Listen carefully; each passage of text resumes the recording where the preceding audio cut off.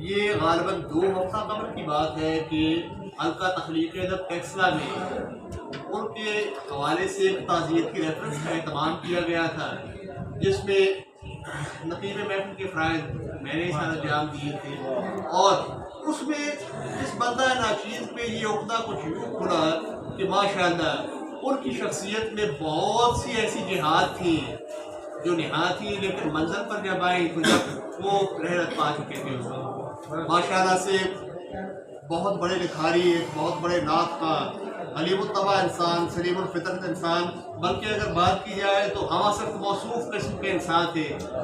ہر حوالے سے، ہر تناظر میں اور ہر معنی و مفہوم کے حوالے سے اگر ان کو گردانا جائے، اور ان کے حوالے سے ان کی تعظیم میں ان کی شاعر شان وہ الفاظ ان کا ذخیرہ قریب پڑ جاتا ہے اگر جناب کی تعریف و توصیف میں کلمات کی ادائیگی کی جائے۔ بس اتنا ہی یہ چیز کہنا چاہے گا جناب کے حوالے سے۔ اور خصوص جناب صدام فدا صاحب جو ان کے باضابطہ شاگردان میں شمار ہوتے ہیں، ماشاءاللہ انہی کی صحبت و سنگت کے طفیل